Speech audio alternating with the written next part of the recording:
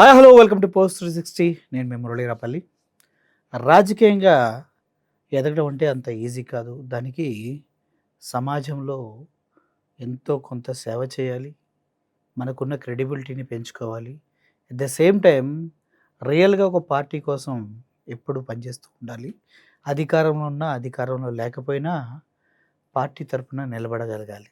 ఒక కార్యకర్తగా, ఒక నాయకురాలిగా, ఒక పార్టీని శిరస్సు మీద వేసుకుని మోస్తున్న వ్యక్తిగా మన నాగమల్లేశ్వరి గారు ఎప్పుడు వైసీపీ పార్టీలో తనకంటూ ఒక ప్రత్యేకమైనటువంటి స్థానాన్ని మాత్రం ఏర్పరచుకున్నారు. రాజకీయ పరిణామాలు ఎప్పటికప్పుడు మారుతూ ఉంటాయి. ప్రస్తుత పరిణామాలు చూసుకున్నట్లయితే చాలా చాలా విషయాల్లో అటు వైఎస్ఆర్సీపీ పార్టీ, టీడీపీ పార్టీ అధినేతల్ని టార్గెట్ చేసి మాట్లాడటం జరిగింది. అసలు ఏంటి వీళ్ళ వర్షన్ ఏంటి? వాళ్ళ వర్షన్ ఏంటి? ఎక్కడ తప్పు జరుగుతుంది? ఎందుకు జగన్మోహన్ రెడ్డి గారు ప్రెస్ మీట్ పెడితే ఎవరు కౌంటర్ చేయలేకపోతున్నారు?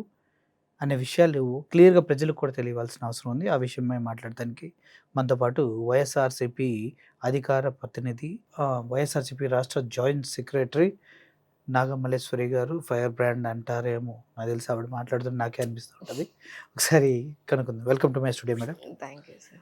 ఏంటి మేడం, జగన్మోహన్ రెడ్డి గారేమో ప్రెస్ మీట్ పెడతారు, అందరిని అన్నీ అంటా ఉంటారు. అంటే మొన్న ఒక మాట మాట్లాడుతూ జగన్మోహన్ రెడ్డి గారు నన్నే తట్టుకోలేక 3 పార్టీలతో గెలిచాడు.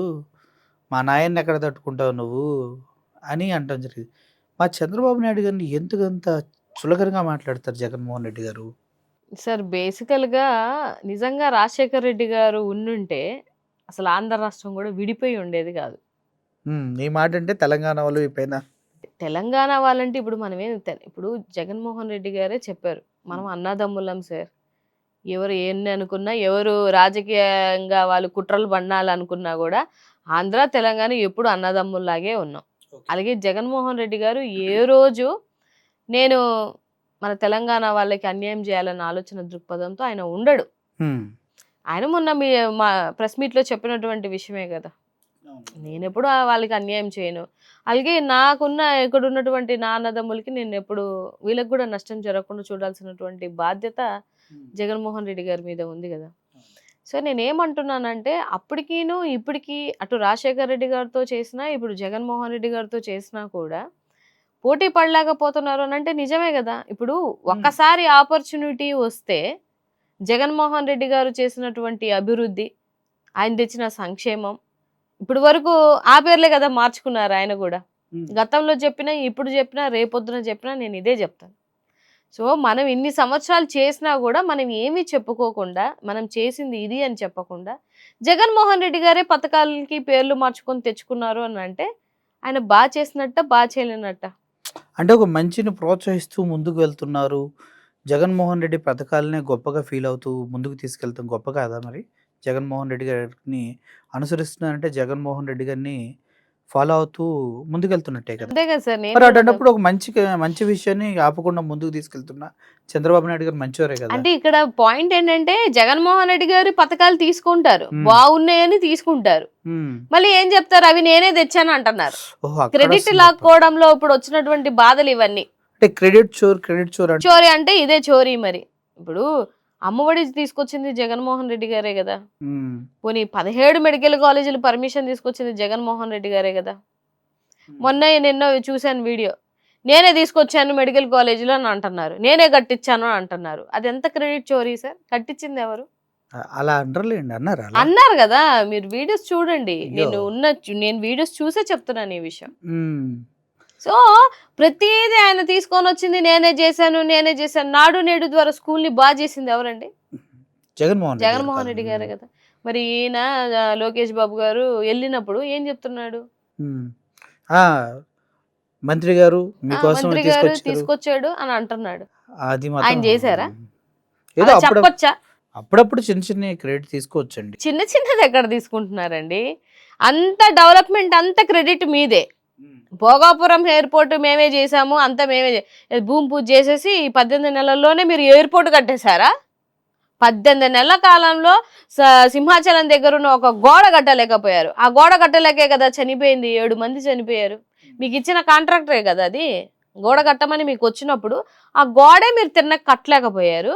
ఏంది 19 నెలల కాలంలో వీళ్ళు భోగాపురం ఎయిర్పోర్ట్ కట్టేశారా? మీరు గోడ గురించి మాట్లాడుతున్నారు. 1750 కోట్లతోటి ఎన్టీ రామారావు గారి విగ్రహాన్ని అమరావతిలో పెడుతున్నారు. మరి మీరు దాన్ని ప్రశంసించాలి కదా!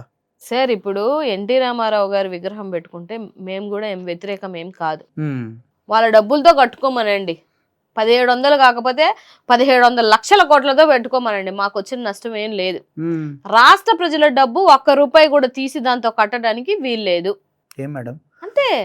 ఎన్టీ రామారావు ప్రజల మనిషే కదా! ప్రజల మనిషేనండి. ప్రజల మనిషేనని అంత డబ్బుతోటే వీళ్ళు ఎంత మాత్రం ఆయన మీద ప్రేమ ఉందనేది రాష్ట్ర ప్రజలందరికీ తెలుసు. వీళ్ళు అది నేను చెప్పడం ఏంది, ఎన్టీ రామారావు గారే చెప్పారు. వెన్నుపోటు, ఇంత నమ్మితే అల్లుడు ఇంత మోసం చేశాడు, ఇంత దుర్మార్గుడు, ఆయనని చెప్పులతో కొట్టించి ఇంత చేసిందంతా ఎవరు? ఆయనే కదా.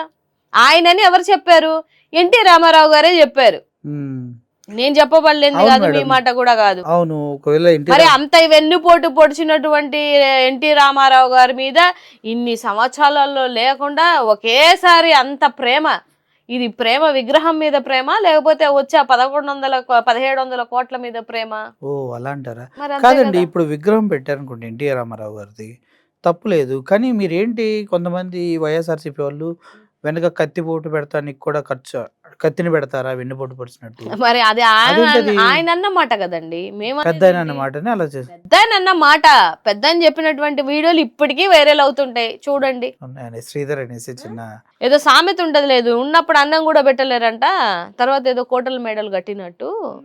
ఆయనకు ఉన్నప్పుడు ఎన్నో అవమానాలు చేశారు, ఎన్నో ఆయన్ని నిందలేశారు. ఆయన మీద చెప్పుల దాడి చేయించారు. ఎవరు చేయించారు ఇవంతా? రాజకీయాలు ఎవరికి తెలియదు అనుకొని మాట్లాడితే ఎలాగవుతుందండి? మేమైతే ఎన్టీ రామారావు గారి విగ్రహం పెట్టడానికి ఆ వైఎస్ఆర్సీపీ వాళ్ళైతే వ్యతిరేకం కాదు. కానీ ప్రజల సొమ్ముతో కాదు. మీ పార్టీ ఫండ్ ఏదన్నా ఉంటే తీసుకొని కట్టుకోండి. ఇందుట్లో మా పవన్ కళ్యాణ్ గారు మాట్లాడితే మీరు ఏమన్నా అగ్రీ అవుతారా? ఎందుకంటే ఏది మరి ఆయన ఏం మాట్లాడలేదే. జనసేన వాళ్ళు చాలా మంది ఏమంటారు ట్విట్టర్ స్పేస్లలో అక్కడ నుంచి వాళ్ళ వాయిస్లన్నీ వింటున్నాం కదా, మేము కూడా వింటున్నాం. వాళ్ళ ఒప్పుకోవట్లేదే.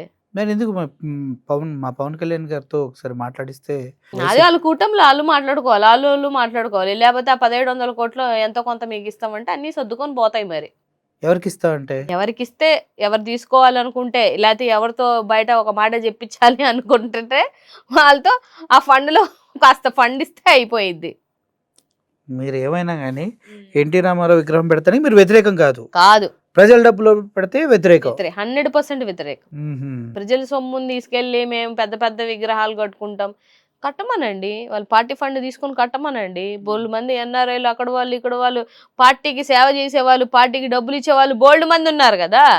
ఆ డబ్బులతో తీసుకొని కట్టేసుకోమనండి. ఎందుకు మీరు ఎంత చెప్తున్నారు? మొన్నే చంద్రబాబు నాయుడు గారితో ఒక ఇంటర్వ్యూ చూసాం. 20 లక్షల కోట్లు పెట్టుబడులు తెచ్చారంట. ఏం తెచ్చారు? 20 లక్షల కోట్లు పెట్టుబడులు తెచ్చారంట.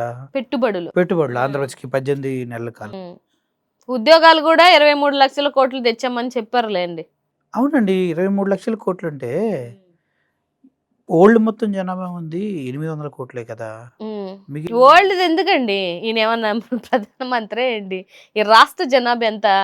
5 కోట్ల మంది కదా. అవును, జనాలే 5 కోట్ల మంది ఉంటే నేను 23 లక్షల కోట్లు నేను ఉద్యోగాలు తీసుకొచ్చానంటే ఎప్పుడు తీసుకొచ్చారు? 20 నెలల కాలంలో ఎవరికి ఇచ్చారు? ఎప్పుడు ఇచ్చారు? ఎక్కడ ఇచ్చారు? శ్వేతపత్రం రిలీజ్ చేయమని చెప్పండి. మా చంద్రబాబు నాయుడు గారు చెప్పింది తప్పంటారా? ఆ ఇంటర్వ్యూ చేసి ఆయన షాక్ అయిపోయాడు. ఇప్పుడు నేను తెచ్చానని చెప్తే మీరు షాక్ అవరా? అవుతారా అవరా? 23 లక్షల కోట్లు ఉద్యోగాలు వస్తున్నాయి ఆయన వస్తున్నాయి కూడా కాదు, తెచ్చామని చెప్పారు. ఆయన తెచ్చామని చెప్పారు. ఆయన ఉద్యోగాలు 23 లక్షల కోట్ల ఉద్యోగాలు తెచ్చామని చెప్పారు. ఒక నేషనల్ ఛానల్లో అలా చెప్పొచ్చా మనం? వాళ్ళందుకే ట్రోల్ చేస్తున్నారు మనల్ని, ఊరికే ఏం ట్రోల్ చేయరు కదా. విపరీతమైన ట్రోల్ ఎందుకు అవుతుంది? మనము గొప్పలకి పోవడం ఎందుకు, మళ్ళీ అబుసపాలు అవ్వడం దేనికి అని అంటున్నాను నేను. ఇవాళ దున్నపోతు పాలిస్తుంది అంటే నమ్ముతారు ఎవరన్నా? ఎందుకు ఇస్తుందండి? ఇప్పుడు వీళ్ళు ఇచ్చింది కూడా అంతే. 23 లక్షల కోట్లు ఉద్యోగాలు మేము తెచ్చామంటే అంటే అంత జనాలు, అంత ఎర్ర జనాలు అనుకుంటున్నారు. అంటే చంద్రబాబు నాయుడు మాటలు దున్నపోతు పాలిస్తుంది అన్న మాటలు ఒకటే కదండి, ఒకటే కదా. విజనరీని ఇంత ఇన్సల్ట్ చేస్తున్నా? నేను ఇన్సల్ట్ చేయట్లేదు. మరి మీరు మన రాష్ట్రాన్ని ఇన్సల్ట్ చేయొద్దు అని చెప్తున్నా. నేషనల్ మీడియాకి వెళ్ళి ఒకరి మెప్పు పొందాలనో లేకపోతే ప్రజల్లో మేమేదో తోపుల ఇక్కడ మీరు స్టేట్ లో మాట్లాడినట్టు కాదు. నేషనల్ మీడియా ప్రతిదీ అబ్జర్వ్ చేస్తుంది. వాళ్ళు ఏకి పడేస్తారు. వాళ్ళు మిమ్మల్ని ఏకి పడేశారంటే మన రాష్ట్రం మీద కూడా చెడ్డ పేరే కదా. కాదండి, ఇప్పుడు చంద్రబాబు నాయుడు గారు 23 లక్షల కోట్లు అంటే దాన్ని ట్రోల్ చేస్తున్నారు. అంత ముందు లోకేష్ గారు ఇండిగో ఎయిర్లైన్స్ లో ఇబ్బంది కలిగినప్పుడు వార్ రూమ్ లో ఉన్నాడంటే ట్రోల్ చేస్తారు. సార్. ఇప్పుడు ఇండిగో విషయం చూస్తే అది ఎవరికి సంబంధించినటువంటి విషయం? National issue. అక్కడ నేషనల్ ప్రెసిడెంట్ ఉంటాడు, దానికి సంబంధించినటువంటి సెంట్రల్ నుంచి ఒక మినిస్ట్రీ ఉంది, దానికి ఒక మినిస్టర్ని ఇచ్చారు. ఆయన ఎవరు? మన మినిస్టరే, మన ఉత్తరాంధ్రలో రామ్మోహన్ నాయుడు గారు. ఆయన చూస్తున్నాడు, ఆయన లేకపోతే అబ్జర్వ్ చేస్తున్నాడు, ఆయన రెక్టిఫై చేస్తున్నాడు, లేకపోతే ఆయన మానిటరింగ్ చేస్తున్నాడు అంటే నమ్ముతాడు. కానీ లోకేష్ బాబు ఎవరండి? అదే కదా నేషనల్ మీడియా అడిగింది కూడా. ఇప్పుడు దీపక్ రెడ్డి మీ పార్టీయా? మా పార్టీ ఎందుకు అవుతారు? మరి దీపక్ రెడ్డి వాంటెడ్ గా లోకేష్ ని డ్రాప్ చేయడం కోసం ఇలా మాట్లాడాడు, అది ఇది అంటారేంటి? ఇప్పుడు దీపక్ రెడ్డికి ఏదో పాపం ఏదో పదవి ఇచ్చి కూడా జీతం ఇవ్వలేదని బాధపడ్డాడు కదా. అది రీసెంట్ గా వచ్చాయి, డబ్బులు వచ్చాయి. అవును, అది జనాల పుణ్యమా అంటూ వచ్చాయి. ఆయన అప్లై చేసుకున్నాడు కదా, నాకు రావట్లేదు. అవును చెప్పాడు, దాని తర్వాత రిలీజ్ చేశారు. మీకే అర్థం అవ్వాలి ఆయన ఎవరు మనిషి, ఏం మనిషి, ఎవరు జపం చేస్తుంటే ఆయన దొరికిపోయారు అని అనేది. అంటే నేషనల్ మీడియాలో ఇక్కడ మాట్లాడినట్టు కాదు sir. They are observing everything. అంటే మన మీడియాకి ఏంటి ప్రాబ్లం? మన మీడియా అంటే పాపం ఎర్ర జనాలు అందరికి ఏం చెప్పినా నమ్మేస్తారు అని. ఇప్పుడు అదే మన మీడియాలో ఏబిఎన్ లోనో లేకపోతే ఇంకో ఛానల్ ఏంది, వాళ్ళ ఆస్థాన ఛానల్స్ ఉన్నాయి కదా కొన్ని, అందులో కూర్చొని చెప్తున్నారు ఇవన్నీ. ఇవే చెప్తారు వాళ్ళు. ఇన్ని లక్షల కోట్ల పెట్టుబడులు తెచ్చాము, ఇన్ని లక్షల కోట్ల ఉద్యోగాలు ఇచ్చాము అన్నా కూడా నమ్మేస్తారు. పాపం నేషనల్ మీడియా మనకన్నా కొంచెం తెలివిగానే ఉంటది, ఏ మాటకు ఆ మాట చెప్పాలి కానీ వాళ్ళు అబ్జర్వ్ చేస్తారు అంతానా. మనం ఏదో ఇచ్చి పిచ్చి స్టేట్మెంట్ ఇచ్చేస్తే అవ్వదు. సో నేను ఏమంటున్నాను అని అంటే, మన పరువులు నేషనల్ మీడియాలో తీయకండి. అది ఎవరైనా సరే, పెద్దవాళ్ళైనా చిన్నవాళ్ళైనా అధికార ప్రతినిధులైనా ఏమైనా దాని మీద అవగాహన ఉంటే మాట్లాడండి, లేదంటే లేదు. మీరు ఈ విధంగా మాట్లాడుతున్నారు కానీ ల్యాండ్ టైటిలింగ్ యాక్ట్ అనే దాన్ని వ్యతిరేకించి రద్దు చేసి ఇప్పుడు కొత్త పుస్తకాలు ఇచ్చారు తెలుసా మీకు? అందులో క్యూఆర్ కోడ్ ఉంది, బ్లాక్ చైన్ టెక్నాలజీ ఉంది. బ్లాక్ చైన్ టెక్నాలజీ ఇప్పటివరకు దేంట్లో వాడుతున్నారో తెలుసా అండి మీకు? సార్ ఇప్పుడు ఆ పుస్తకం ఇచ్చిన క్యూఆర్ కోడ్ ఎవరిది? అది మా చంద్రన్నది ఇచ్చింది.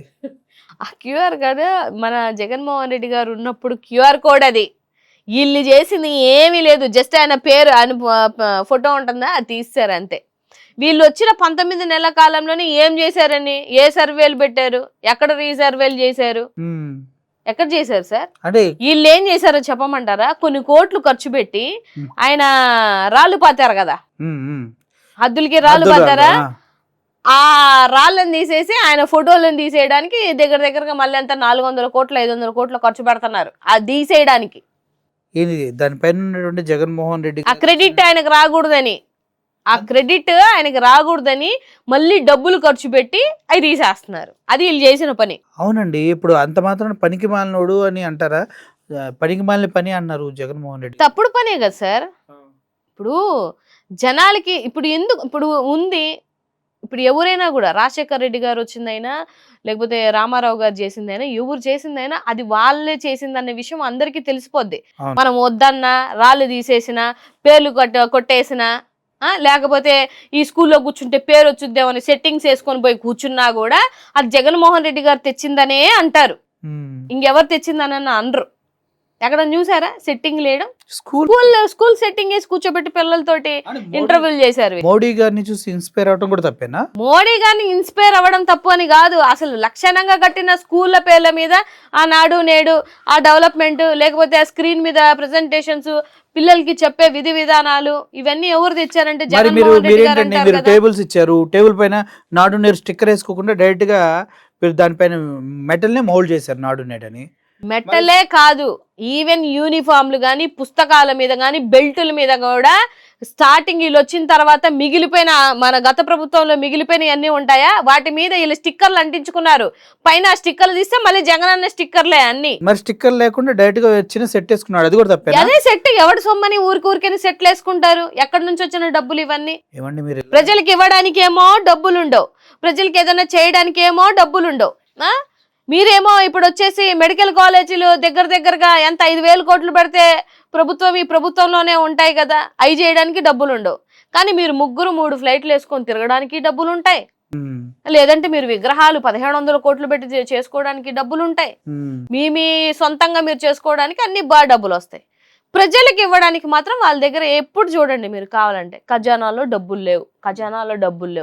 ఇది తప్ప చంద్రబాబు నాయుడు గారి మీద నోట్లో నుంచి ఎప్పుడైనా కూడా ఖజానాలో డబ్బులు ఉన్నాయి, నేను చేస్తాను అని అంటున్నారా? 3 లక్షల కోట్ల అప్పు చేశారు. ఏం చేశారు ఇప్పుడు వరకు? దేనికి ఖర్చు పెట్టారు? ప్రజలకు ఇచ్చింది ఏదన్నా ఉందా అని చెప్పమనండి. ఒకసారి గ్యాస్ సిలిండర్లు ఇచ్చారు కదా. ఎప్పుడు సార్ అదే పుణ్యకాలంలో, అది కూడా బొచ్చాడు అబద్ధాలు. 1,50,00,000 లైవ్ లో ఉంటే మీరు ఇచ్చింది ఎంత? 895 కోట్లు పెట్టాడు ఇది బడ్జెట్ లో. అంటే లెక్క ప్రకారం ఒక మనిషికి 1 సిలిండర్ కూడా ఇవ్వలే, అంతే కదా, లెక్కలు చెప్తున్నాను నేను. అది అసెంబ్లీలో చెప్పారో లేదో చెక్ చేయండి, వాళ్ళ బడ్జెట్ చెక్ చేస్తే తెలిసిపోతుంది కదా మనకు కూడా. అంటే గెలవక ముందు అబద్ధాలు, గెలిచిన తర్వాత కూడా అబద్ధాలు, ఈ 5 ఏళ్ళు కూడా మేము అబద్ధాలు ఆడుకొని బతికేస్తాం వెళ్ళిపోతాము అని అంటే డెఫినెట్గా రాష్ట్రంలో ఉన్నటువంటి ప్రజలు అయితే హర్షించారు సార్. అయితే విగ్రహానికి ఇచ్చే డబ్బులు ప్రజల సొమ్ము నుంచి ఇస్తున్నారు, మెడికల్ కాలేజ్కి మాత్రం ప్రజల సొమ్ము వాడట్లేదు అంటారు మీరు? అసలు లేదని చెప్తున్నారు అంటున్నారా? నేనేమంటున్నానంటే సార్, ప్రభుత్వ మెడికల్ కాలేజీకి 5,000 కోట్లు పెడితే మనం ఎవరికి టెండర్లు ఇవ్వాల్సిన అవసరం లేదు. ప్రైవేటు వ్యక్తులు దోచుకునే అవకాశం ఇవ్వాల్సిన అవసరం అంతకన్నా లేదు. ఆ 5,000 కోట్లు లేవా? ఇప్పుడు ఎంత? 3 లక్షల కోట్లు అప్పు చేశారు. ఆ 5,000 కోట్లు ఉంటే అయిపోతుంది కదా, ఎవరికి ఇవ్వాల్సిన అవసరం లేదు కదా. 3 లక్షల కోట్లు 5,000 కోట్లు బయటికి తీయలేకపోతున్నారు. ఎందుకు అంటే వాళ్ళ కాన్సెప్ట్ ఒకటే సార్. ఎప్పుడు తెలుగుదేశం పార్టీ ఎప్పుడైనా వాళ్ళ ఆలోచన దృక్పథం ఎలా ఉంటుందంటే, పేదోడికి చదువు కానీ పేదోడికి వైద్యం కానీ ఈ 2 రావాలని వాళ్ళు కోరుకోరు, వాళ్ళకి ఇష్టం కూడా ఉండదు. ఇది వాస్తవం. ఇప్పుడు ఆరోగ్యశ్రీ ఉంది కదా, తీసేశారు ఆరోగ్యశ్రీ. 3,000 కోట్లు బకాయిలు, 7,000 కోట్లు బకాయిలు ఉన్నాయంట. 7,000 కోట్లు లేవా మీ దగ్గర? లేవా? ఇన్ని అప్పులు చేస్తున్నారు కదా, ప్రజల ఆరోగ్యం కోసం 7,000 కోట్లు అప్పు చేయలేరా? ప్రజల యొక్క చదువు కోసం ఒక 5,000 కోట్లు అప్పు చేయలేరా? ఎలాగో చేస్తున్నారు కదా. ప్రతి మంగళవారం శుక్రవారం ప్రతి మంగళవారం 5,000 కోట్లు, ప్రతి మంగళవారం 5,000 కోట్లు. అటు బ్యాంకు నుంచి తెస్తున్నారు, ఇటు తాకట్లు పెడుతున్నారు, అన్ని చేస్తున్నారు. ఏం చేస్తున్నారు? విలాసాలకి వాడుకుంటున్నారు తప్ప విలాసాలకి మరి ఏది ఇదేం చేశారు? పోనీ మిమ్మల్ని అడుగుతున్నాను, ఏమి వీళ్ళు ఇచ్చినటువంటి సూపర్ 6 లోనే 2 పథకాలు అసలు టచ్ కూడా చేయలేదు ఇప్పుడు వరకు. 20 నెలలు అయిపోతాం. ఆడబిడ్డ నిధి ఇవ్వలేదు కదా, నిరుద్యోగ భృతి కూడా ఇవ్వలేదు కదా, టచ్చే చేయలేదు. దాంట్లో తల్లికి వందనం కూడా సగానికి సగం మందికి ఇవ్వలేదు. వాళ్ళు ఎవరికి ఇచ్చుకుంటున్నారంటే ఓన్లీ టీడీపీ వాళ్ళకి ఇచ్చుకుంటున్నారు పథకాలని. ఆయనే చెప్పారు కదా, చంద్రబాబు నాయుడు గారే ఆన్ స్టేజ్ మీద ఒక్క వైఎస్ఆర్సీపీ వాడికి పథకం రావడానికి వీలు లేదు అని ఏ ముఖ్యమంత్రి అయినా ఎప్పుడైనా అలాంటి స్టేట్మెంట్లు ఇస్తారా సార్? పాముకు పాలు పోసినట్లే అంటే మీకు ఓట్లైన వాళ్ళందరి మీద కక్ష. వాళ్ళ పద్ధతి అలా ఉంటది. మా జగన్మోహన్ రెడ్డి గారేమో తన లేదు, మనతన లేదు, కులం లేదు, గోత్రం లేదు, అందరికీ చేసినటువంటి వ్యక్తి. ఇప్పుడు జగన్మోహన్ రెడ్డి గారి హయాంలో అటుపక్క పార్టీ వాళ్ళకు కూడా చాలా మందికి బెనిఫిట్లు పొందారు కదా, వాళ్ళని గుండెల మీద చేసుకొని ఆలోచించమనండి. జగన్మోహన్ రెడ్డి గారు నాకు ఓట్లేసిన వాళ్ళకే వేస్తాను, మా పార్టీ వాళ్ళకే వేస్తాను, ఇలాంటి స్టేట్మెంట్లు ఎప్పుడన్నా ఇచ్చారా? పోనీ అలాగని ఎవరికన్నా అన్యాయం చేశాడు ఆయన? అందరికీ వేసాడు కదా. ఈయన గారు ఏం చేస్తున్నారు, ఈయన వైఎస్ఆర్సీపీ అన్నోడికి ఒక పథకం అందడానికి వీల్లేదు అని చెప్పేసి మాట్లాడుతున్నారు. మీరు ప్రజల గురించి వీళ్ళు పట్టించుకోవట్లేదు అంటున్నారు. తిరుమల కల్తీ లడ్డు జరిగినప్పుడు పవన్ కళ్యాణ్ గారు, చంద్రబాబు నాయుడు గారు ముందుకొచ్చి మాట్లాడినప్పుడు ప్రజల గురించి మాట్లాడినట్టు కాదా? ఏం మాట్లాడారు సార్? ఇప్పుడు ప్రజలకి నిజంగానే నష్టం జరిగితే, ఇవాళ నిన్న వీడియో చూసాను నేను, సింహాచలంలో ఇచ్చే ప్రసాదాలలో ఎలుకలు, బుట్టల నిండా ఎలుకలు. ఆ వీడియో మీకు చూపిస్తాను చూడండి, ఎంత దారుణమో. చెప్పండి. బుట్టల నిండా ఎలుకలు. ఇది ఎవరు క్రియేట్ చేసింది కాదు కదా.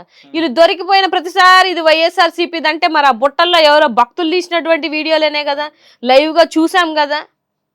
అంటే దేవస్థానాలలో చులకన చేస్తుంది రెస్పాన్సిబిలిటీగా లేనిది ఎవరు సార్ మీరు చెప్పండి? అంటే కూటమి ప్రభుత్వం అంటే ఇదే జగన్మోహన్ రెడ్డి గారి హయాంలో జరుగునుంటే ఈ పాటికి బా హిందువులందరూ రోడ్ల మీదకి వచ్చేసేవాళ్ళు, పెద్ద పెద్ద హిందువులు సనాతన ధర్మకర్తలందరూ బయటికి వచ్చేవాళ్ళు. ఇది జరుగునుంటే ఇప్పుడు ఎక్కడ దాక్కున్నారు వీళ్ళందరూ? ఎందుకు అడగట్లేదు? దేనికి అడగట్లేదు? చంద్రబాబు నాయుడు గారి పైన ఉన్నటువంటి భయం భక్తితో అనుకుంటా. అదే ఆ భయం భక్తులు బాగా ఉండి వాళ్ళకి ఆ భయభక్తులు బాగా విలువలతో కూడిన భయభక్తులు అవి. అందుకని ఆ విలువకు వాల్యూ ఇచ్చి ఎవరు బయటికి రావట్లేదు. మరి అది అడగరా? అది క్వశ్చన్ చేయరా? ప్రశ్నించాలి. టీటీడీని ఇప్పుడు ఇవాళ ఎంత చెత్త చెత్త చేశారు. బిర్యానీలకు ఎలాగెళ్తున్నాయి పైకి, ఎలా తింటున్నారు. మరి ఇదంతా చెత్త కదా. తాగిన వాళ్ళు విచారం చేయాల. ఒకడు గోపురం మీద ఎక్కాడు, ఎలాగెక్కాడు? అవును, అది ఇది నాకు ఇప్పుడు ఎలా ఎక్కాడండి? తాగి 90 ఇమ్మని అడిగాడు. వాడు తాగి లోపలికి ఎంటర్ అయ్యి గోపురం పైకి ఎక్కుతుంటే ఏం చేస్తుంది హోంమంత్రి? అనిత ఏం చేస్తుంది? పోలీస్ డిపార్ట్మెంట్ ఏం చేస్తున్నారు? మీ గవర్నమెంట్ ఏం చేస్తుంది?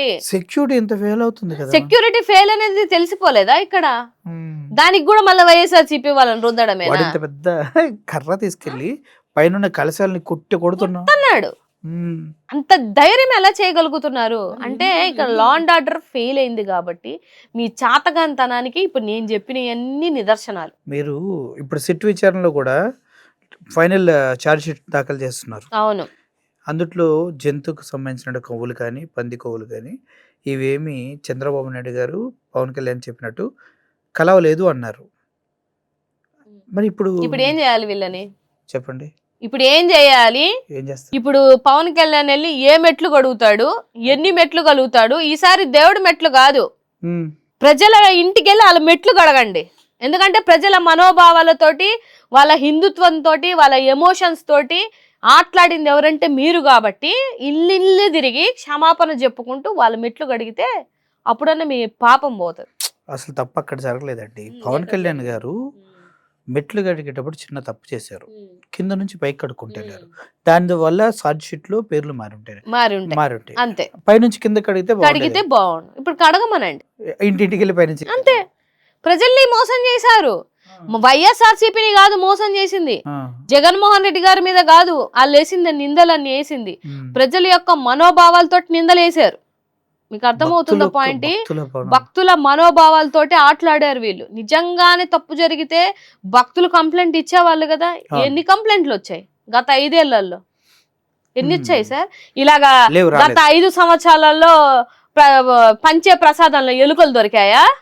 గత 5 సంవత్సరాలలో గోపురాలు ఎక్కి తాగుబోతులందరూ తందనాలు ఆడారా? గత 5 సంవత్సరాలలో ప్రసాదం పీతలు దొరికాయా? లేకపోతే గత 5 సంవత్సరాలలో వీళ్ళు చేస్తున్నట్టు అడ్డగోలుగా ఏమన్నా ఏ ఇష్యూ అన్నా చేశారా జగన్మోహన్ రెడ్డి గారు? ఈ హయాంలో జరుగుతున్నాయి ఇంతలావునా? ఇవాళ సిట్టు కూడా అసలు సంబంధం లేదు, ఏ కొవ్వు కలపలేదని చెప్పారు. మరి మీరు ఎంత బాధ్యతాయుతంగా ఉండి చేశారా ఇవన్నీ? పంది కొవ్వు, బీఫ్ కొవ్వు అని చెప్పేసి ఇప్పుడు ఏం చేయాలా ప్రజలు మిమ్మల్ని? అంటే అందరూ క్షమాపణ చెప్పమంటారండి? ఏం చేయాలి సార్ ప్రజలు? జనాలకి కాదు, వెంకటేశ్వర స్వామితో పెట్టుకుంటే ఆ కథ వేరుంటది. అది వీళ్ళకి రాబో రోజులలో డెఫినెట్ గా తెలుస్తుంది. కాస్త పవన్ కళ్యాణ్ అన్న రియలైజ్ అయిపోయి మెట్లన్నా కడిగాడు. ఇంకా అస్సలు కూడా రియలైజ్ అవ్వకుండా ఉండగానే పచ్చి అబద్ధాలు ఆడితే మీరుండగానే మీ హయాంలోనే సిట్ట ఏమి కలవలేదు అన్నదంటే అర్థం ఏంటిది? వాళ్ళ రాష్ట్రంలో ఉన్న ప్రజలకి అర్థం అవుదా సార్? అర్థమవుతుంది. రాజకీయం చెయ్యండి. రాజకీయం చేసే పద్ధతి ఒకటి ఉంటది. ఇంత చిల్లర రాజకీయాలు, నీచ రాజకీయాలు చేయకూడదు. అది నేను చెప్పేది. ఎందుకు చేయకూడదండి? ఇప్పుడు ప్రజల గురించి ఆలోచిస్తున్నారు అనడానికి మీకు ఒక మంచి వీడియో చూపిస్తా. మీరు ఎందుకు దానిపైన అంత గట్టిగా అరిచారో నాకేం అర్థం కాలేదు. ఇప్పుడు ప్రజలు ఉన్నారు, ఇదేంటండి ఎందుకు మీరు ప్రతిసారి సంక్రాంతి పండుగ అనేది ఆంధ్రులకి అంటే అందరం కలిసి కూర్చొని ప్రశాంతంగా చేసుకున్నటువంటి ఒక సంక్రాంతిని అడ్డగోలుగా ఈ కూటమి ప్రభుత్వం, అందులో ఈ మన తెలుగుదేశం ముఖ్యమంత్రి అయినటువంటి చంద్రబాబు నాయుడు గారు, లోకేష్ బాబు గారి ఆధ్వర్యంలో ఎంత ఘోరంగా జరిగింది అని అంటే, ఒక పక్క జూదాలు, ఇంకో పక్క రికార్డింగ్ డాన్సులు, ఇంకొక పక్క బెట్టింగ్లు అంటూ ఆంధ్ర రాష్ట్రం యొక్క పరువుని తీసేసినటువంటి ప్రభుత్వం ఏదన్నా ఉంది అని అంటే అది మన టీడీపీ ప్రభుత్వం. మీరు ఇందుకు ఇలా మాట్లాడారు. మా చంద్రబాబు నాయుడు గారేమో వాళ్ళ భార్యే సంక్రాంతికి మన హైదరాబాద్లో ఉన్న వాళ్ళంతా ఊర్లోకి వెళ్ళే పద్ధతిని ఆవిడే జనాలకు నేర్పించారంటారు. అంతకుముందే మీరు ఆమె నేర్పిస్తేనే వెళ్ళారా మీరు? అంటే నేను వెళ్ళేవాడిని, మరి అప్పుడు నాకు తెలియదు ఆవిడ. కాదండి. అంతకుముందు మేము ఊర్లలో మాకు ఆమె నేర్పించక ముందు నుంచి ఎప్పటి నుంచో ఉంది కదా ఈ పండగ. ఆళ్ళ వైఫ్ నేర్పిస్తేనే ఎళ్లారు. అదే అంటున్నాను సార్. అతి వినయం దూత లక్షణం అన్నట్టు మనం ఏదో ప్రజల దగ్గర క్రెడిబిలిటీ లాక్కోవాలని అతి చేస్తే డెఫినెట్‌గా నవ్వుల పాలవుతాం. హ్మ్. నవ్వుల పాలవుతాం. ఇంగా ఒక ఆవిడ ఒక మెట్టు ఎక్కేసి ఇది కమ్మ పండగ అంటుంది ఆవిడ. ఓహ్! మా లక్ష్మి గారు. ఆవిడ కమ్మనైన మరి పండుగ. ఆవిడకి ఆ బుర్ర ఉందో లేదో నాకైతే తెలియట్లేదు గానీ హ్మ్. కమ్మల పండగంట. ఇంకా ఇంకోటేదో కూడా విన్నాను. నేనేమంటుంది కమ్మ వాళ్ళే జాలి తెలిసి మనకి ఇంటి పేర్లు అద్దెకిచ్చారంట. హ్మ్. అప్పుడు దాకా మనకి ఇంటి పేరు లేదు మరి. మనకి ఇంటి పేరు లేదు, ఊరి పేరు లేదు, ఏ పేరు లేదు. ఈళ్ళు దానం చేస్తే ఇలా రెచ్చగొట్టే మాటలు ఎందుకు అంటున్నాను సార్ నేను. మీరు మీరు మీరు జర్నలిజం అని చెప్పుకొని అడ్డగోలుగా జనాల్లో కులతత్వాన్ని, మతతత్వాన్ని పెంచారంటే మీకు ఆ పిచ్చి వదిలిస్తారు. హ్మ్. మీకు అంత పిచ్చి ఉంటే ఎవడి కులానికి ఆడికి ప్రేమ, అభిమానం ఉంటది. నేను కాదన్ను. నేను ఒక మాల కులంలో పుట్టాను సార్. నేను దళిత మహిళని. నా కులం మీద నాకుంటది ప్రేమ, అభిమానం. మీ కులం మీద మీకు ప్రేమ, అభిమానం ఉంటది. అరే మా కులం వల్లే నువ్వు బతుకుతున్నావు. మా కులం ఇంటి పేర్లు ఇస్తేనే మీరు బతుకుతున్నారు. ఇది మా కుల పండగ మీరందరూ చేసుకుంటున్నారంటే ఏంటిది ఇది అంటున్నాను సార్. ఇది ఎందుకు ఆవిడ అలా వెనకతలుండి మాట్లాడి ఎవరు నాకు కూడా అర్థం కాలేదు. చాలా చెప్పిస్తున్నారు? వెనకతలుండి ఎవరు చిచ్చులు పెడుతున్నారు? ఏ లాభాల కోసం మీరు అడ్డగోలుగా మనుషుల మధ్య ఇవి ఎంత కాంట్రవర్సీకి సంబంధించినటువంటి స్టేట్మెంట్లు కేసు పెట్టొచ్చుగా మరి అట్లాంటప్పుడు మీరు. పెడతారు. మీరు పెట్టే పెట్టారా? టైం వస్తే అలా కాదు సార్. పెట్టే టైం వస్తే అన్ని పెడతారు. తీసుకున్నాడు ఎవడు ఇప్పుడు ఆంధ్రప్రదేశ్ లో అలా వస్తున్నారు. పెట్టడం పెద్ద విషయం ఏం కాదు. మేం పెడితే మా కార్యకర్తలు అడ్డగోలుగా బర్త్డే చేసుకున్న పాపానికి మా కార్యకర్తల మీద అడ్డగోలుగా పెట్టారు. మరి సంక్రాంతిలో అన్ని జూదాలాడారు. అడ్డగోలుగా రికార్డింగ్ డాన్సులు ఎక్కడి నుంచో తీసుకొని వచ్చి చేశారు. యూత్ గా మాత్రం ఎంటర్టైన్మెంట్ ఇవ్వటం అదే తప్పా అండి? అదే అంటున్నాను సార్. ఇవ్వండి మంచికి ఇవ్వండి.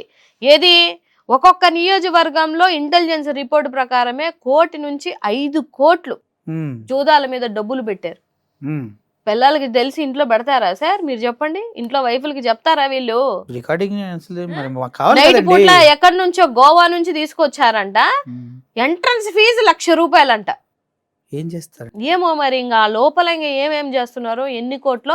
ఓవరాల్ గా సంక్రాంతి పండక్కి 1,000 కోట్లు సార్ దందా చేసి దండేరీలు. 2,000 కోట్ల పైనే అండి. ఈజీగా 2,000 కోట్ల పైనే. ఏంది అంటే నాకు తెలిసి అక్కడే పోలీసులు ఉన్నారు. మరి మా హోంమంత్రి అనితకి ఏం చేస్తుందో నాకు తెలియదు కానీ అక్కడ ఒక స్టేజ్ మీద జనసేనకు సంబంధించినటువంటి వ్యక్తి అనుకుంటాను వస్త్రాలు తీసేయమని చెప్పి అడుగుతుంటే ఇంతకన్నా దరిద్రమైనటువంటి ప్రభుత్వం ఏడన్నా ఉందా సార్? సార్ ఇప్పుడు నేను ఆ వీడియో చేసినందుకు నా కింద చాలా మంది మెసేజ్లు పెట్టారు. ఏమని? వాళ్ళేమన్నా పతివ్రతలా, వాళ్ళేమన్నా క్యారెక్టర్ ఉన్న వాళ్ళు అందుకోసమే వచ్చారు కదా అని. నేను అంటున్నాను నిజంగానే ఒక ప్రాస్టిట్యూటర్ అయినా కూడా తన పర్మిషన్ లేకుండా ముట్టడానికి మీకే హక్కు లేదు. ఏ మగాడికి హక్కు లేదు. ఎవ్వడికి లేదు. నువ్వెవరివి? స్టేజ్ మీద నువ్వు బట్టలు ఇప్పదీయండి అని అంటే ఏం నేర్పిస్తుంది? సంక్రాంతి పండుగ ఇదా? సంక్రాంతి పండుగ దందాలు, బెట్టింగులు, రికార్డింగ్ డాన్సులు, ఈ వస్త్రధారలు బట్టలు ఇప్పదీయండి అనేది ఇదా సార్ సంక్రాంతి? కొడాలి నాని గారు కూడా అప్పుడు పెట్టిన అభియోగం వచ్చింది కదా. ఇంత దరిద్రమే చేయలేదు. ఒకవేళ చేశారే అనుకోండి, ఒకవేళ తప్పే అనుకోండి ఆ రోజు. మరి ఇవాళ మీరే 100 రెట్లు చేశారు. 100 రెట్లు చేశారు. మరి దీన్ని ఏమనాలి? అంటే ఎవరు అధికారం ఉంటే వాళ్ళు చేసుకుంటూ వెళ్తున్నారు. అధికారం ఉండడం కాదు సార్. పోలీసులకి ముందే అందరికి ఎవరి వాళ్ళకి అందరికి అంటబెట్టి దగ్గరుండి కేసిన వాళ్ళు ఆడించడం ఏంది సార్? మన రాష్ట్రం ఏంది? మన సాంప్రదాయం ఏంది? మన పద్ధతులు ఏంది? అసలు సంక్రాంతి ఏంది? చేతికి పంట వస్తే మంచిగా ఫ్యామిలీలు అందరితో కూర్చొని చుట్టాలతోటి హ్యాపీగా కలిసి కూర్చొని సెలబ్రేట్ చేసుకొని ఒక పద్ధతిగా ఉన్నటువంటి రైతులకు ఒక నిండుతనం తెచ్చే పండగ కదా ఇది. నాకు తెలిసిన పండగ అయితే ఇది. మీరు ఇప్పుడు ఏం చేశారు? లాస్ట్ ఇయర్ ఏం చేశారు? ఈ ఇయర్ ఏం చేశారు? కేసులను తీసుకొని వచ్చారు. ఇప్పుడు గోవాలో అక్కడెక్కడో జరిగేదాన్ని ఇక్కడ తీసుకొని వచ్చారు. గోవాలో లీగల్ చేశారు. కాదు మేడం, గోవాలో ఎక్కడుంటే తెలుసు మేడం క్యాసినోస్. ల్యాండ్ మీద ఉండవు, నీళ్ళల్లో ఉంటాయి. ఓకే. ఎందుకంటే తెలుసు మన రాజ్యాంగంలో ఇండియన్ భూమి పైన క్యాసినోస్ కానీ జూదాలు కానీ ఆడడానికి పర్మిషన్ లేదంటే వాళ్ళు గోవా నుంచి అంటే సముద్రం నుంచి రాజ్యాంగంలో ఉంది అని అంటే యాక్చువల్లీ ఈ పాయింట్ నాకు అంత ఐడియా నిజంగా సీరియస్లీ రాజ్యాంగంలో సో ఉంటుంది. మరి పెద్ద కేసు ఇల్లనేమన్నా ఇది మీరు చెప్తే. ఏం కేసు తీసుకున్నాడు వాడు కేసు పెట్టడానికి. తీసుకునేవాడు లేడు. అప్పులు అయిపోయారు సార్, బెట్టింగ్లు ఆడి అప్పులు అయిపోయారు. నేను అనేది ఆడుకుంటే ఆడుకోండి, కానీ ఇళ్లల్లో తెలియకుండా కోట్లు లక్షలు ఒకడెవరు కోటి పందంలో 1,50,00,000 వచ్చిందంట. ఒకటి పోయినట్టే కదా.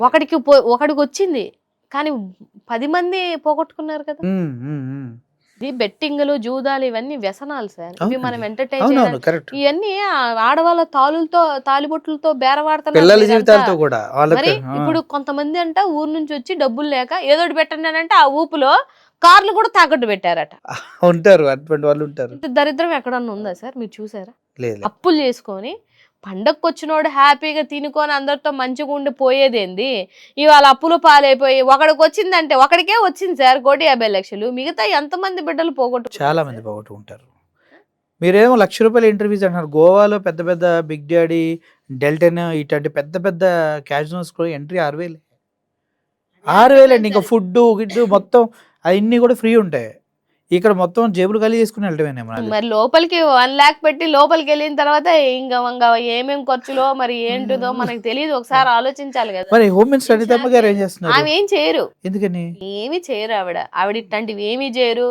తర్వాత ఉమెన్ కమిషన్ ఆవిడ ఉందో లేదో నాకు తెలియదు. ఆడబిడ్డలకి అలా వీడియోలన్నీ వైరల్ అయ్యాయి కదా. మరి ఎందుకు ఒక యాక్షన్ ఉండదా? ఒక స్టేట్మెంట్ కూడా ఉండదా? స్టేట్మెంట్ ఉండదా?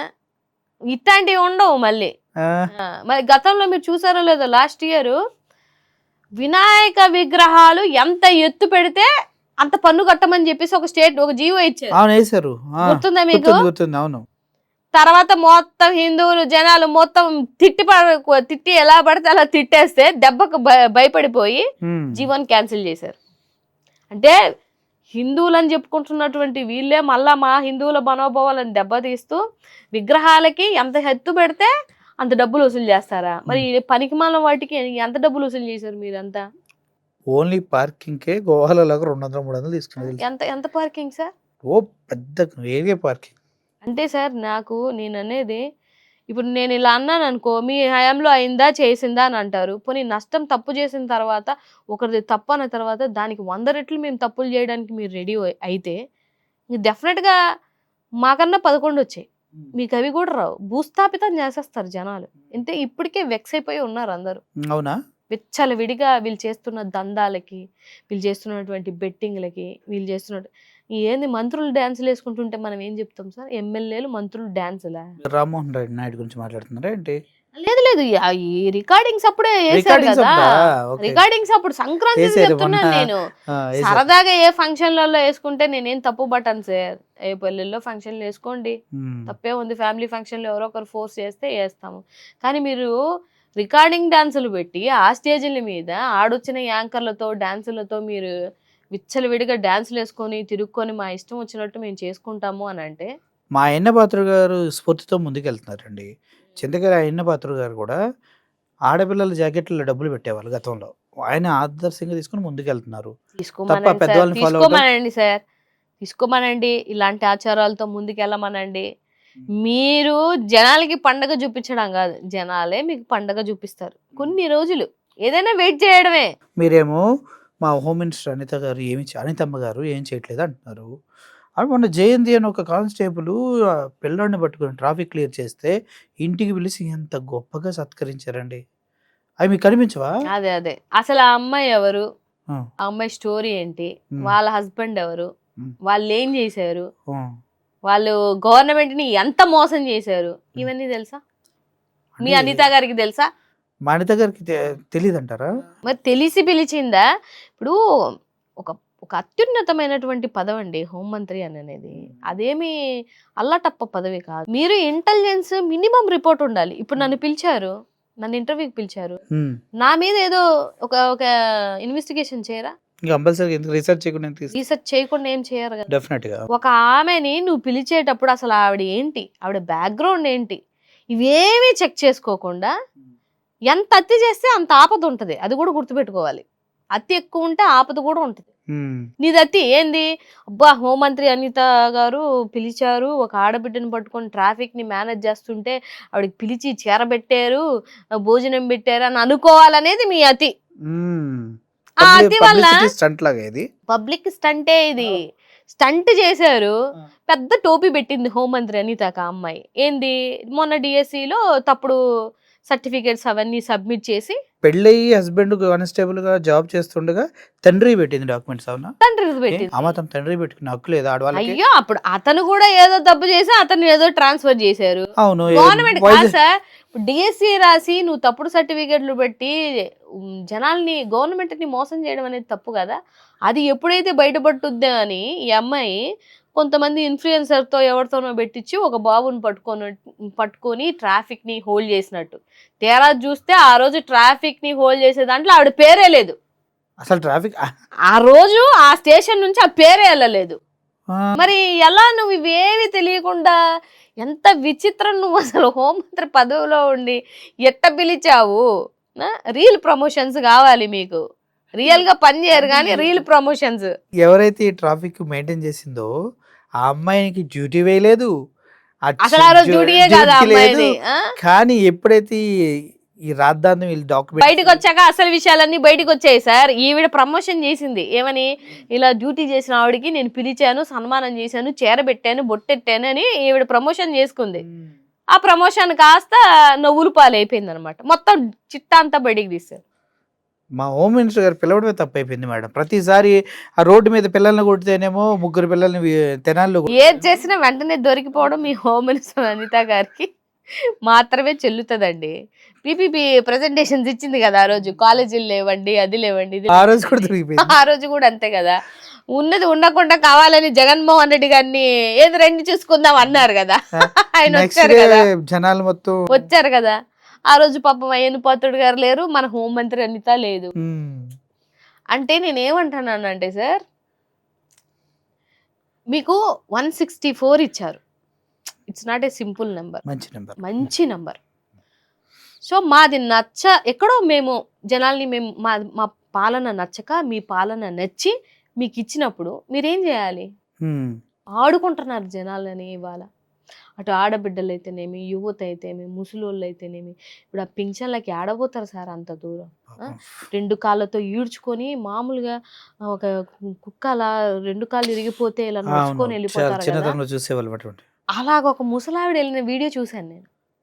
మొయ్యలేక 2 అడుగులేసి లాక్కుంటే ఎందుకాలని అంత ఇబ్బంది పెట్టాలి?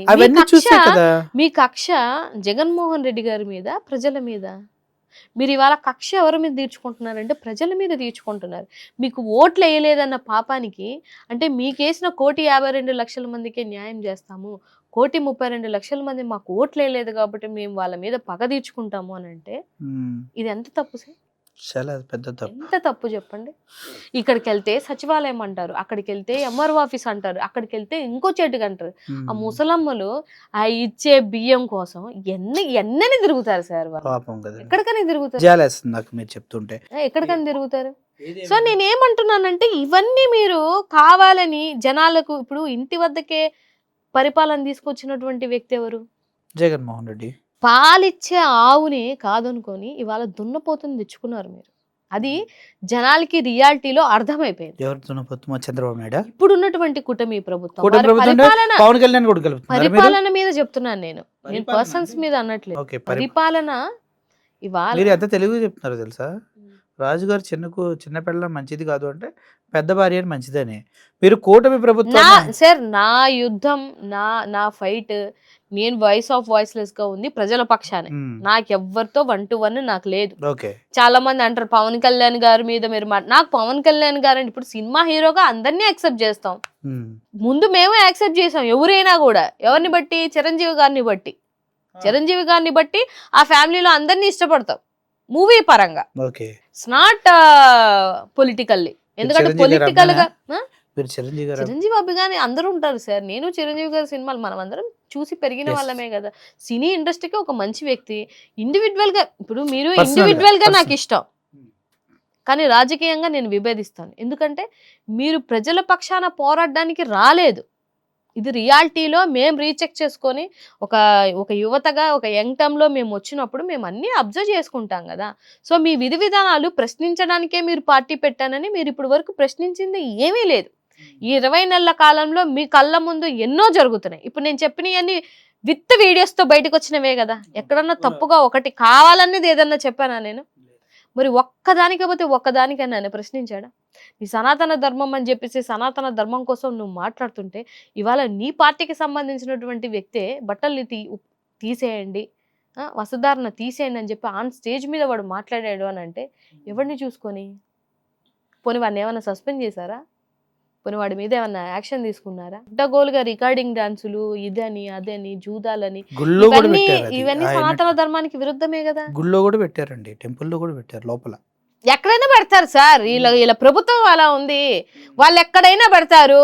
మనం మాత్రం మన చిన్న బర్త్డేలు కూడా కేకులు కట్ చేసుకోకూడదు. కట్ చేసుకుంటే అరెస్టులు, లేకపోతే 3rd డిగ్రీలు ఇచ్చి మొత్తం రాష్ట్రం అంతా తిప్పుతారు.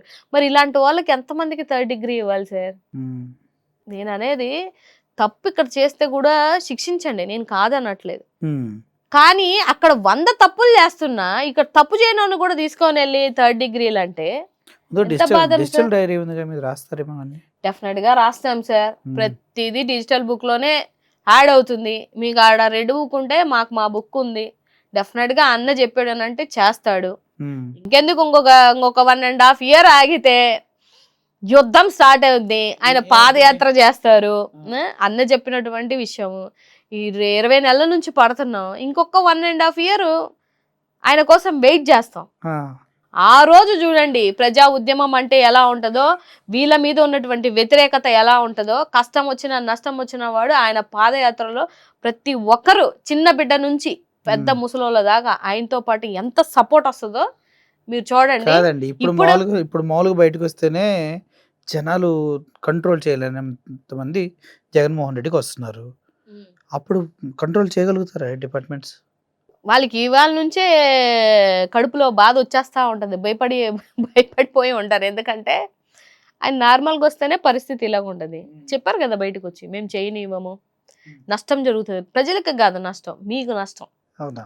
ఆయన వస్తే ప్రజలకి లాభం జరుగుతుంది కానీ నష్టం జరగదు.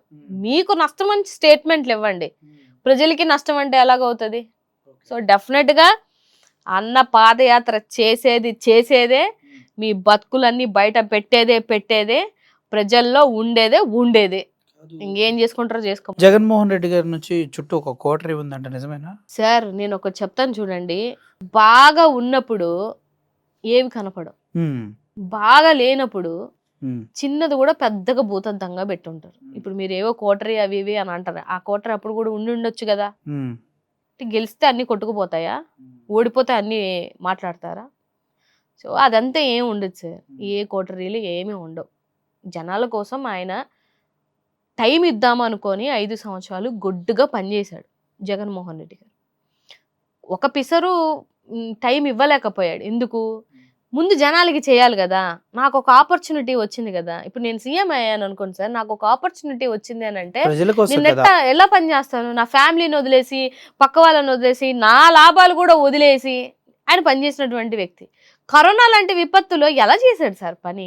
ఇవాళ మనం బతికి బట్ట గడిచిన తర్వాత మాట్లాడుతున్నాము అని అంటే ఇంకంతకన్నా దౌర్భాగ్యం అనేది ఇంకోటి ఉండదు. గ్రాటిట్యూడ్ లేకపోతే ఇంకా సచ్చిన శవంతో సమానం అంటారు పెద్దలు. ఎందుకంటారంటే ఇదే. నిజంగా ఆయన కాపాడాడు. నాకు వచ్చింది 2nd wave లో. మీ ఫ్యామిలీలో నుంచి వచ్చిన వాళ్ళు ఉంటారు కదా. ఎంత ప్రొటెక్టివ్ గా ఉన్నాం సార్. ఎలా ఉన్నాం? పెద్ద 12G 15G 10G అనుకున్న పెద్ద దేశాలే పెట్టల్లా రాలిపోయాయి. మన ఏపీలో మనం ఎలా ఉన్నాం? ప్రతి ఒక్కరు world wide AP is very strong. Modi కూడా అన్నాడు కదా. మోడీ ఇచ్చారు, ర్యాంకింగ్స్ ఇచ్చారు మనకి. హైయెస్ట్ గా మనకి ఒక ప్లస్ వచ్చింది కదా. ఆ టైంలో మనం ఎంత చేసామో ఏంటి అనేది. సో అలాంటి టైంలో కూడా ఆయన నిద్ర లేకుండా కొంతమంది లేరు, పారిపోయారు. ఈ రాష్ట్రంలో లేరు. కరోనాలో ఎవరున్నారు? పారిపోయారు, పక్క రాష్ట్రంలో ఉన్నారు లేదు మేడం. అదే సార్. ఇప్పుడు అపోజిషన్ లో ఉన్నప్పుడు మీరు అట్లీస్ట్ కరోనా లాంటి ఒక విపత్తు కదా అది. అవును. మీకు మీకు మీకు మీకున్న రెస్పాన్సిబిలిటీ ఏం చేశారు? అంటే ఏంటి, ఇంట్లోంచి బయటకు వచ్చి మాకు కూడా కరోనా తెచ్చుకోవాలంటారా? అందుకని మీరు రాలేదు అంటున్నాను. అవును, మరి అందుకని రాలేదు. మీరు రాలేదు. అది కానీ తప్ప. రాజుగా తన బిడ్డల్ని ఎలా కాపాడుకోవాలో అలా కాపాడుకున్నటువంటి వ్యక్తి అప్పుడు రాజు జగన్మోహన్ రెడ్డి మా గారు. వాళ్ళు కాదు కదా. అందుకే అంటున్నాను మీరు లేరు మళ్ళీ ఇప్పుడు ఏమంటున్నారు, కరోనాలో కూడా నేను కాపాడాను అంటే. మా లోకేష్ గారు మాటలు మాట్లాడకండి మీరు ప్లీజ్. కాదండి, ఇమిడియట్ చేస్తున్నారు కరోనాలోగా మీరు లోకేష్ గారిని నేను ఇమిడియట్ చేశారు. ఇమిడియట్ గా వాయిస్ మారింది కదా. కాదు, కరోనాలో కూడా మేము చేసాము అని అంటే ఎక్కడ చేశారు మీరు? ఉన్నారు కరోనాలో? వైజాగ్ వచ్చానన్నారు, నేను వైజాగ్ వాసే. ఎక్కడున్నారు కరోనాలో మీరు? గతం మర్చిపోతారులే మేడం, అదేముంది పెద్ద మేడం. సార్ మర్చిపోండి సార్, గతం మర్చిపోండి. గతం మర్చిపోయి ఏది పడితే అది చేస్తానంటే రాష్ట్ర ప్రజలు ఊరుకుంటారా సార్? నాకు ఇప్పుడు ఈ ఇంటర్వ్యూ మొత్తంలో మీరు అనిధి గారి మీద ఒక నింద వేశారు. చేసిన తప్పు వెంటనే దొరికిపోయింది, అదే సినిమాలో బ్రహ్మానందం దొరికిపోయినట్టు. ఇప్పుడు పారిపోయి వేరే స్టేట్లో దాక్కున్నారని మా టీడీపీ వాళ్ళు అంటున్నారు. అంటే అప్పుడు కూటమి లేదులేండి, బాధ కదా. మళ్ళీ జగన్మోహన్ రెడ్డి గారు ఓన్లీ రాళ్ళుని ఆయన వేసిన ఏంటి ఏమంటారు అట్లని మార్కింగ్ రాళ్ళని వాటిని తీస్తున్నారు, పనికి మళ్ళీ పని అంటున్నారు. ఇవన్నీ ప్రజలకు ఎటువంటి సందేశం వెళ్తుంది మేడం? ఏమలేదు, నిజాలు తెలుస్తాయి సార్. అట్లీస్ట్ మేము చెప్పలేని మాటలన్నా మల్లేశ్వరి గారు చెప్తున్నారని అనుకుంటారు. ఇప్పుడు మొన్న ఎప్పుడో నాకు కొంతమంది జెడ్పీటీసీలు కలిశారు. ఏంటి వాళ్ళ పరిస్థితి, వాళ్ళకి జీతాలు ఇవ్వరా మీరు? మేము కాదు ఇవ్వాల్సింది, ఎవరు? మీ పవన్ కళ్యాణ్ గారే, మీ హీరోనే ఇవ్వాల్సింది. ఆ శాఖకి మంత్రి ఎవరు? మీ హీరోనే. సో నేనేమంటున్నా అంటే పంచాయతీరాజ్ శాఖకి చాలా ఫండ్ వచ్చింది. బాగుంది, అవును, కలకల్లాడేది అది ఒకటే మేడం. ఏది ఆ ఫండ్? ఏది? తొట్లు కట్టించాం 11,000తో. కాదు, ఏది ఆ ఫండ్? ఏది? అట్లీస్ట్ జెడ్పీటీసీకి ఎంపీటీసీలకి ఇప్పుడు వరకు వాళ్ళకి జీతాలు ఇవ్వలేదంటే ఏం చేస్తున్నారు మీరు? మాత్రం ఈ పదవి పెట్టుకొని శుభ్రంగా ఒక్కొక్కరు తలా ఒక ఫ్లైట్ పంచుకున్నారు. ఈయనో ఫ్లైట్, ఆయనో ఫ్లైట్. పొద్దున ఒక చోట బ్రేక్ఫాస్ట్, మధ్యాహ్నం ఒక చోట లంచ్, రాత్రి ఒక డిన్నర్. కొత్తవి కొన్నారు మేడం, అవి రేపు పొద్దున కావాలంటే అవే చంద్రబాబు నాయుడు గారు. కాదు, అలా కొడుక్కి 718 720 కోట్లు పెట్టి ఫ్లైట్ కొనడానికి డబ్బులు ఉన్నాయి కానీ ఖజానాలో డబ్బులు లేవా? లేవు. మేము ఫ్లైట్లు కొంటాం, విగ్రహాలు పెడతాం, కానీ ప్రజలకు ఇవ్వడానికి మా దగ్గర డబ్బులు ఉండవు. ఎంత కష్టపడతాం, లోకేష్ గారు ఎంత చిక్కిపోయారు చూసారా? అవును. సో పాపం పుత్రుడికి, దత్తపుత్రుడికి, వీళ్ళకేమో ఫ్లైట్లు కొనియడానికి డబ్బులు ఉన్నాయి కానీ జీతాలు ఇవ్వడానికి కూడా ఖజానాలో డబ్బులు లేవా సార్? ప్రజలకి ఏమో పథకాలు ఇవ్వడానికి డబ్బులు లేవా?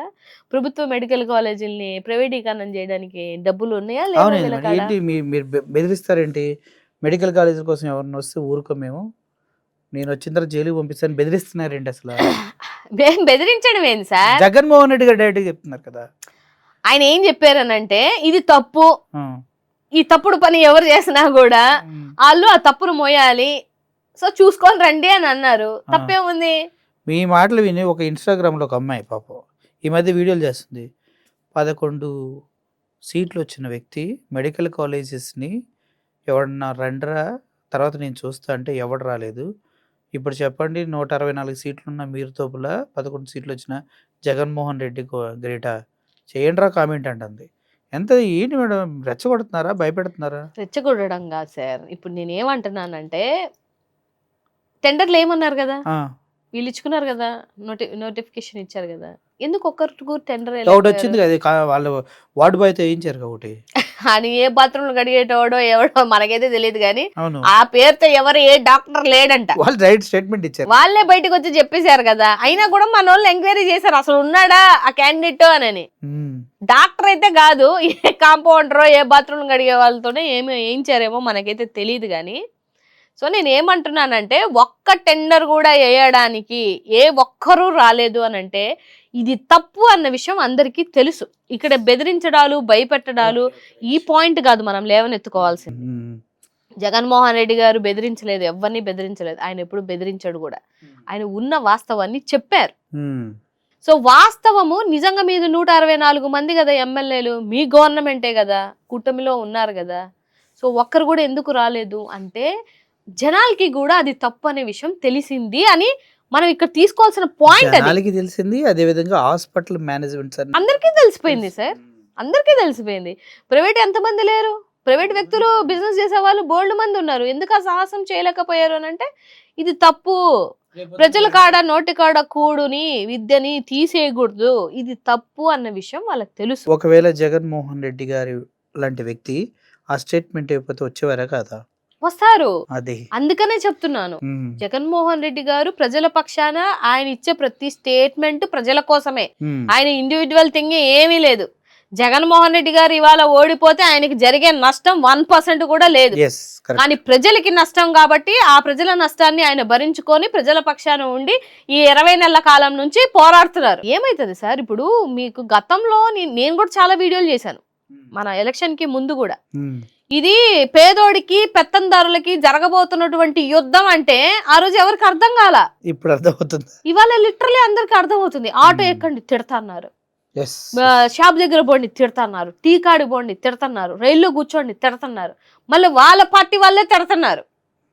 మనోళ్ళు తిట్టడం అంటే వేరు, ప్రజలు వాళ్ళ పార్టీ వాళ్ళు కూడా తిడతన్నారు. మేము అన్నీ వింటున్నామే, ఎందుకు తిడతారు వాళ్ళంతా మీరు చెప్పండి. సో మీ చేస్తున్నటువంటి నాకు ఇది చెప్పాలి. మొన్న ఒకరోజు నేను విజయవాడకి వస్తున్న టైంలో ఒక పర్సన్, ఒక ఆటో వ్యక్తి ఏం చెప్తున్నాడంటే, మేడం రీసెంట్గా నా భార్య చనిపోయింది, నా భార్య చనిపోతే నేను డెత్ సర్టిఫికేట్కి వెళ్తే అప్పుడు చిటికెలో పని అయిపోయేది మేడం, ఇప్పుడు వాడు 10,000 అడిగాడు మేడం, మరి 10,000 నేను ఆడించుకోగలుగుతాను మేడం, ఎవరికన్నా చెప్తారా మేడం అని. నేను పొలిటికల్ అంటే వాడు ఏమనుకుంటున్నా అంటే నేను ఈ పార్టీలో మనిషినేమో అనుకొని నాకు చెప్తున్నారు, ఏదైనా హెల్ప్ చేస్తారా మీరు అని. ఏంది అని అంటే 10,000 అడుగుతున్నారు. భార్య చనిపోయినటువంటి వ్యక్తి ఉండేదే బాధల్లో, అయితే మీరు చేయాల్సిన డ్యూటీలకి కూడా 10,000 లంచాలేంది సార్, నాకు తెలియదు. అంత అదేముందండి, డెత్ సర్టిఫికేట్కి 10,000, లేకపోతే లారీలంట ఇసుకలు, ఏదైనా లారీ మన లారీ మనం ఇండివిజువల్ గా నడుపుకుంటుంటే లారీ మీద 500 ఇవ్వాలంట. ఇది పల్నాడులో కూడా ఉంది. Not only Palnadu, AP state మొత్తం ఇదే జరుగుతుంది. డబ్బులు సర్టిఫికేట్లకి డబ్బులు, డెత్ సర్టిఫికేట్ కి డబ్బులు, బర్త్ సర్టిఫికేట్ డబ్బులు, లేకపోతే ఏదన్నా పథకం ఇవ్వాలంటే డబ్బులు, నీ వెహికల్ నువ్వు నడుపుకోవాలంటే డబ్బులు, లేకపోతే నీ భూమికి ఏదైనా రిజిస్ట్రేషన్ చేసుకోవాలంటే ఆడ డబ్బులు. ఇంతకు ముందు ఒక మాట చెప్తాను సార్, ఎవరు ఎంత నేను స్వార్థంగా మాట్లాడానని అనుకున్నా నాకు నష్టం లేదు, కానీ జగన్మోహన్ రెడ్డి గారు ఉన్నప్పుడు లంచాలనే మాట లేదు, మాటే లేదు. వాలంటీర్లు తీసుకొచ్చారు లంచాన్ని వింటే ఇవాళ లంచాలంటే విచ్చలవిడితనం అయిపోయింది. ప్రతి దానికి డబ్బు. పెన్షన్ పంచుతుంటే పెన్షన్ కార్డు వాళ్ళ కాడు కూడా డబ్బులు.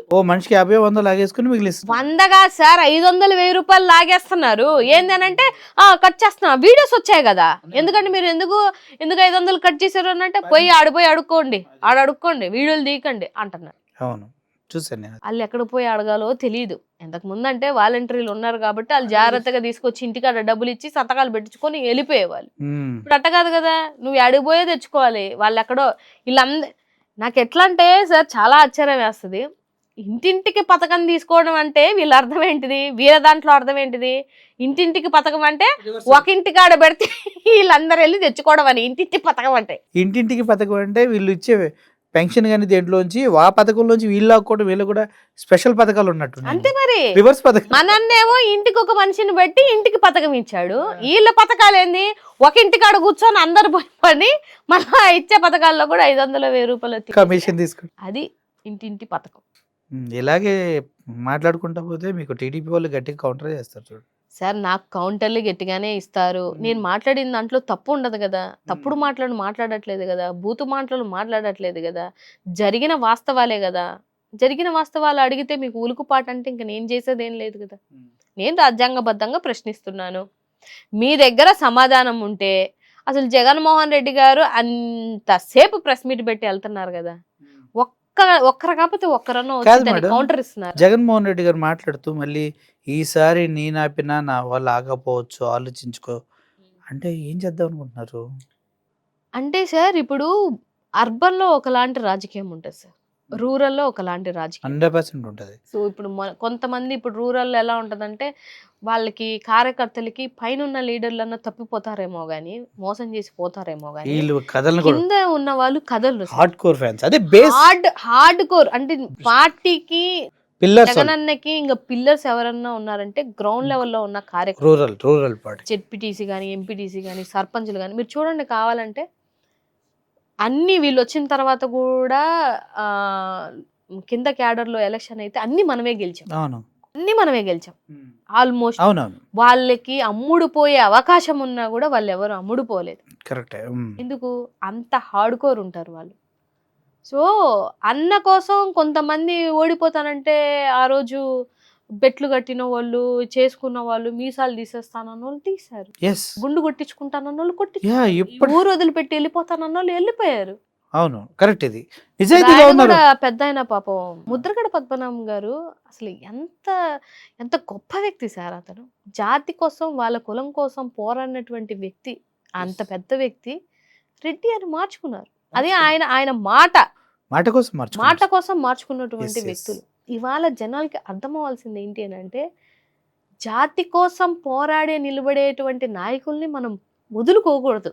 ఎస్, జాతిని వాడుకొని లబ్ధి పొందే నాయకులనే మీరు ఊకొడుతున్నారు, వాళ్ళకి సపోర్ట్ చేశారు. కానీ ఇవాళ జాతికి కష్టం అంటే ఇట్లాంటి ముద్రగడ లాంటి వాళ్ళే నిలబడతారు. వాళ్ళు రియల్ లీడర్స్, ఆ జాతి కోసం ఆయన పోరాడినటువంటి ఎప్పటి నుంచి వ్యక్తులు. పోరాడుతున్నాడు, మధ్యలో వచ్చిన వాళ్ళు అదే ఉంటారు. అంటున్నాను సార్, జాతి కోసం పోరాడే వాళ్ళని ఎప్పుడు మనం వదులుకోకూడదు. జాతిని ఉపయోగించుకునే వాళ్ళనికి మాత్రం మనం సపోర్ట్ ఉండకూడదు అనే క్లారిటీ నేను ఇస్తున్నా. ఓకే, అదే పవన్ కళ్యాణ్ గారికి ఎవరు ఓట్లు వేయకనమ్మా, అదే అది అంటే సార్ నేను ఓట్లు వేయొద్దు, ఓట్లు వేయకూడదు అనేది కాదు. ఎవరి ఇష్టాలు వాళ్ళవి. ప్రజల యొక్క తీర్పును మనం వాస్తవాన్ని గమనించి ముందుకెళ్ళాలి. వాస్తవాన్ని గమనించి ముందుకెళ్ళండి అంటున్నాను. నేను తప్పు మాట ఏం చెప్పలేదు. వాస్తవాన్ని గమనించండి. ఆ ఆ ఆ జాతి కోసం పోరాడినటువంటి వ్యక్తులు చాలా మంది ఉన్నారు. వాళ్ళని మనం పక్కన పెట్టుకోకూడదు. మనం ఎంత ఎదిగినా తల్లిని తండ్రిని పక్కన పెడతామా సార్? జాతికి ఆ రోజు చాలా చేశారు. సర్టిఫికెట్ల కోసం పోరాడి బీసీడీలోకి తేవడానికి కాపుల్ని పోరాడిన వాళ్ళు బోల్డ్ మంది ఉన్నారు. అవును, అందులో వీళ్ళందరూ పెద్ద మనుషులంతా. వాళ్ళని ఎప్పుడు మనం ఇచ్చేసుకోకూడదు కదా, ఎప్పుడు వదులుకోకూడదు. రైట్, అది రియాలిటీ. ఓకే. మీతో మాట్లాడుతుంటే మీరు గట్టిగా కర్రతో కొట్టినట్టు ఉంటుంది, వెంటనే వెన్నపూసినట్టుగా ఉంటుంది. నాకైతే పార్టీ వాళ్ళకి అందరూ కూడా అలాగే ఉంటుంది. మీకు ఎలా అనిపిస్తుంది? సో ఏదేమైనా ప్రజల కోసమే ప్రభుత్వాలు పనిచేయాలి, పర్సనల్గా కాదు. మీ విగ్రహాలు పెట్టుకోండి, మీరు ఫ్లైట్లు కొనుక్కోండి, ఏమైనా కొనుక్కోండి. 3 లక్షల కోట్ల అప్పులు కనీసం ఒక 15,000 కోట్లు పెడితే మెడికల్ కాలేజీలతో పాటు ఆరోగ్యశ్రీ కూడా వచ్చేస్తుంది. ప్రజలకు ఆరోగ్యం, విద్య అన్నీ దొరుకుతాయని చెప్తూ చాలా మంచి స్టేట్మెంట్ మాట్లాడారు. అదేవిధంగా మన మల్లేశ్వరి గారు ప్రతిసారి ప్రజలకు దగ్గరగా ఉండడానికి ట్రై చేస్తూ ఉన్నారు. వాస్తవాలు మాత్రమే ముందుకు తీసుకెళ్తున్నారు. ఎవరిని కన్స్ట్రక్టివ్గా క్రిటిసైజ్ చేస్తున్నారు, కానీ అది కూడా ప్రజల కోసం ఆలోచించి నాకు చాలా బాగా నచ్చుతారు ఎవరితో మాట్లాడితే. మేడం, మీరు పొలిటికల్గా మంచిగా ముందుకు వెళ్ళాలని, మీరు హైదరాబాద్ వచ్చిన ప్రతిసారి ఒకసారి మాకు ఇంటర్వ్యూ ఇవ్వడానికి ట్రై చేయండి. ఎందుకంటే ఎప్పటికప్పుడు రాజకీయాలు మారుతూ ఉన్నాయి. అవునవును, బట్ రాబోయే 1.5 yearలో మళ్ళీ జగన్మోహన్ రెడ్డి గారు ప్రజల్లోకి పాదయాత్ర వస్తే చేస్తారు. అవును, హీట్ నెక్స్ట్ లెవెల్కి వెళ్ళిపోతుంది. చాలా ఉంటదండి. అప్పటి వరకు మీరు పార్టీకి తోడుగా ఉండి నడిపించాలనుకుంటున్నాను. అప్పుడు వరకు ఏంటండి, మళ్ళీ అన్నని సీఎం చేసేదాకా మేమంతా మా వాయిస్లు ఇలాగే వినిపిస్తుంది. మీరు కూడా మాకు అప్పుడు సపోర్ట్ చేస్తూనే ఉన్నారు. సో డెఫినెట్గా నిజాలు తెలియాలనేదే మన కాన్సెప్ట్. మీరు చేసినా నేను చేస్తున్నా, ఎస్, డెఫినెట్గా జనాలందరికీ నిజాలు తెలుస్తున్నాయి, అర్థం చేసుకుంటున్నారని నేనైతే మనస్ఫూర్తిగా కోరుకుంటున్నాను. Yes. Thank you madam. Thank you. Bye.